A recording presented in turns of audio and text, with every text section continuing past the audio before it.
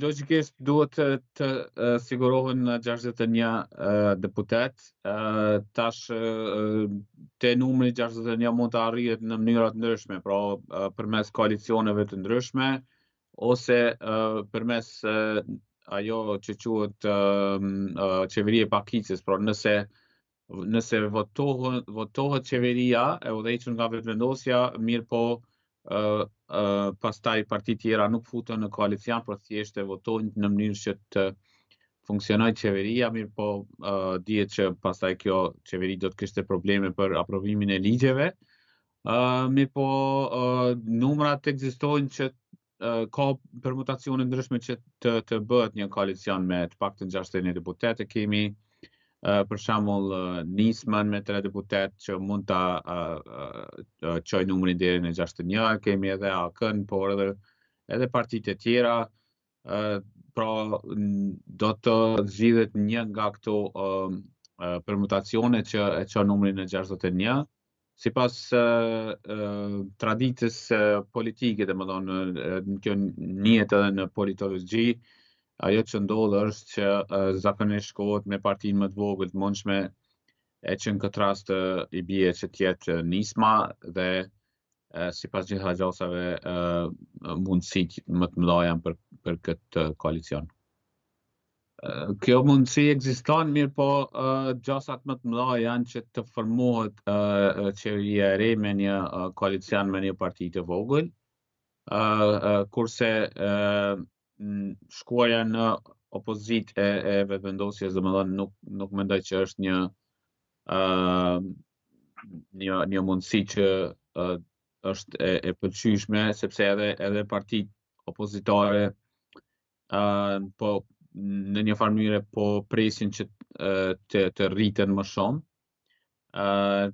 Edhe gjithashtu po edhe si më thon kushte të ndryshme që i vendosin njëra tjetrës dhe nuk është lehtë edhe që të formohet një qeveri nga partitë opozitare. Thonë ajo mundësi ekziston sepse ka pretendime të vazhdueshme për formimin e qeverisë nga opozita, mirë po ende është herët flitet për një mundësi të tillë konkretisht, sepse ekzistojnë numra kombinatorika që vetëvendosja ta formojë qeverinë. Përderisa nuk ndodh ajo dhe nëse për çfarëdo arsye vetëvendosja e sheh më të volitshme të shkojë në opozitë, atëherë ndoshta i hapet rruga opozitës, mirë po nuk e shoh shumë të mundshme këtë opcion.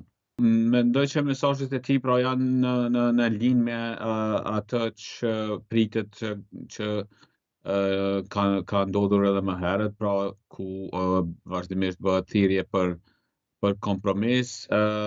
Ishte edhe vetë vizita e tij mund shihet si një mesazh për stabilitet, për kushtimin e NATO-s ndaj stabilitetit në rajon, por gjithashtu edhe për nevojën për kompromise politike në mënyrë që të zgjidhen mosmarrëveshjet përmes dialogut. Mirë po mendoj që sa i përket nëse flasim për stabilitetin në rajon, ajo çka duhet të vëzhgojmë është situata në Serbi, jo aq shumë dialogu mes Kosovës dhe Serbisë. Domethënë është nëse është diçka që prodhon një stabilitet, është situata e brendshme në Serbi. Fatmirësisht pati një reagim ndaj veprimeve të fundit të zotit Dodik edhe nga sekretari i shtetit Rubio, por edhe vizita e sekretarit NATO-s Rute ishte një mesazh i fortë.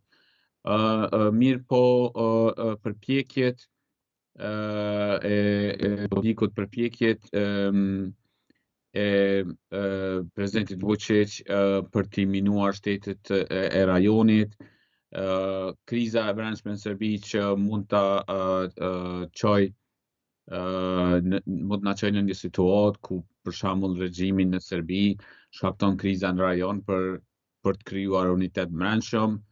Gjithashtu edhe trimërimi i Rusisë kohëve të fundit mund të prodhojë një situatë krize në rajon. Kështu që vizita dhe deklaratat e politikanëve perëndimor, domethënë mund shihen pra si një lloj përgjigje ndaj këtyre sfidave, edhe pse nuk duhet të mjaftohemi vetëm me deklarata dhe vetëm me vizita.